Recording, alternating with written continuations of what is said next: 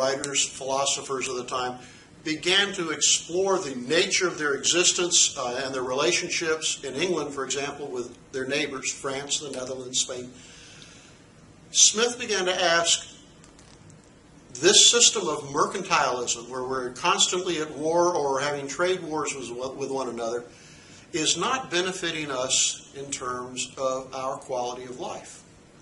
So while we may be maximizing the amount of gold in our treasuries, and maybe we're doing a good job of exploiting the world, we're not seeing too much of an increase in the quality of life within our country. All the gold we may have certainly doesn't seem to be coming to the benefit of the average citizen.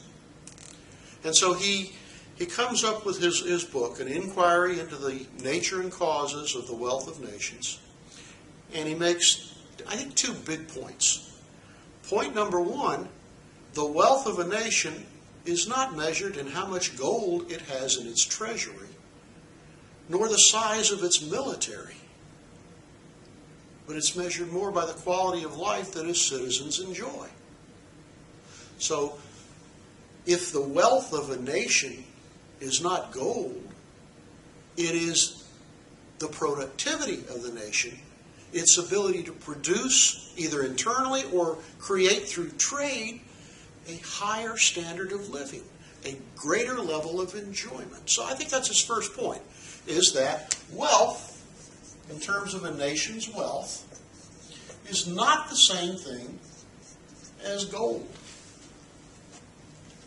A wealthy nation, you can measure that nation's wealth by just looking at the happenstance of its average citizens, or maybe even of its poorer citizens. Okay?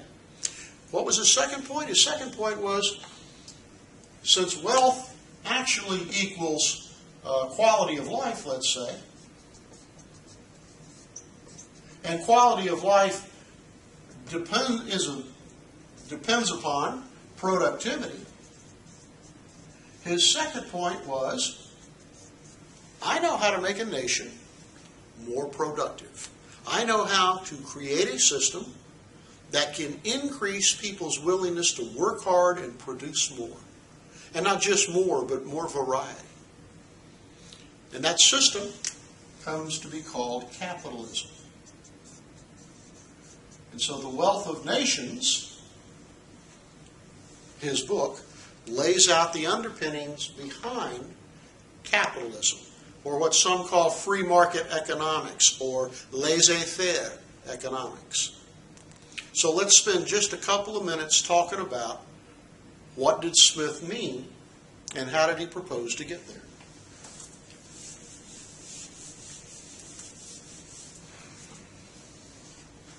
One of the things Smith talks about, he says, when the finance minister to the King of France around that time was traveling throughout France, he was talking to French merchants, French businessmen.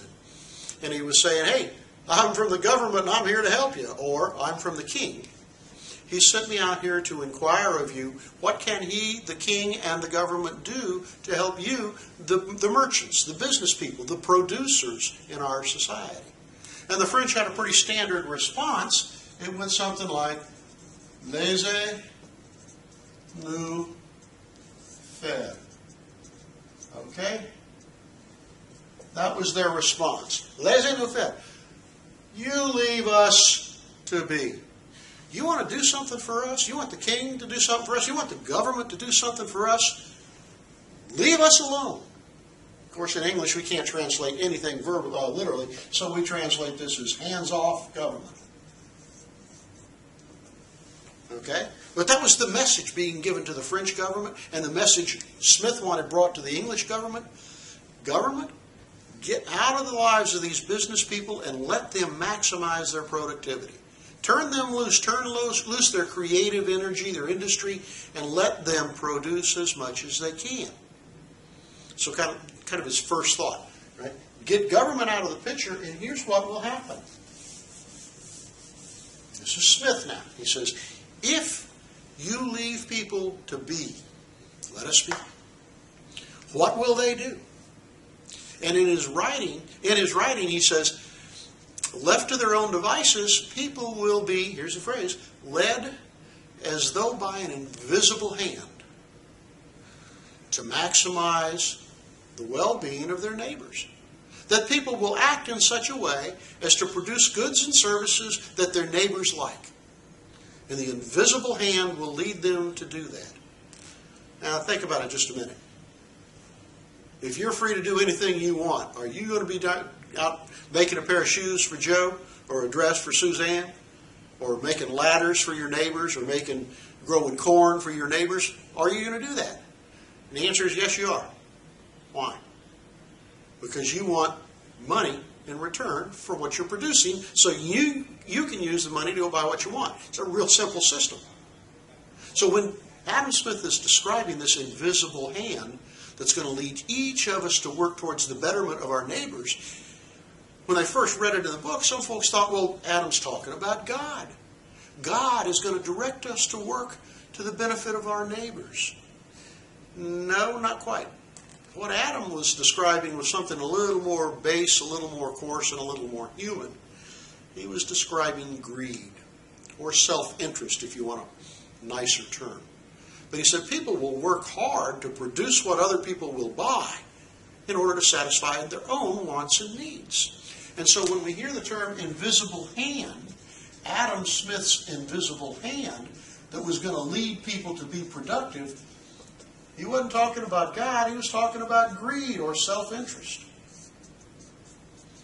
And that same invisible hand, by the way, was also going to keep a control on businesses from producing poor products or dangerous products. If a business produced a foodstuff of some kind that made people ill, what was going to force that business out of the industry? What was going to drive them out of business? And the answer is word of mouth. People are going to talk about, don't buy from so-and-so because it's a really bad product, it's a really poor quality product. If Strickland wanted to make shoes because he's a great cobbler, what's to prevent me from making really lousy shoes and charging you a high price? And the answer is there's other shoemakers out there who will see that they can make a better shoe than me. And if they do, people will buy from them, not me. And so I'll have to bring my prices down and or raise the quality of my product. And what forced me to do that? The invisible hand, also known as competition. Was there a need for government to make Strickland produce good shoes? No, not in Adam's view, not at all. The market forces of competition would force me to do that. The communication between buyers, knowing what's going on, would force me to do that.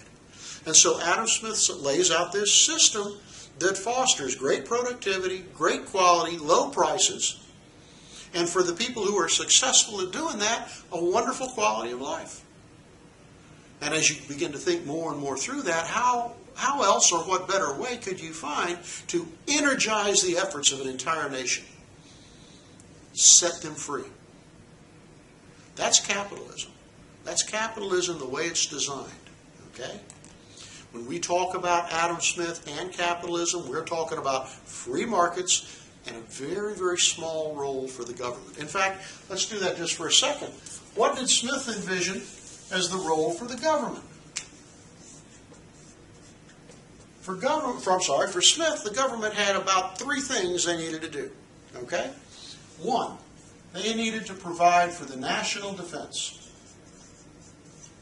They needed to be able to create standing armies and navies to protect and defend the nation, and arguably to go out and colonialize and explore and build things to the advantage of the nation. Okay? But we had to be willing to pay taxes to do this because it's cheaper, more efficient to do this through government than it would be to create 5 or 10 or 50 standing militias.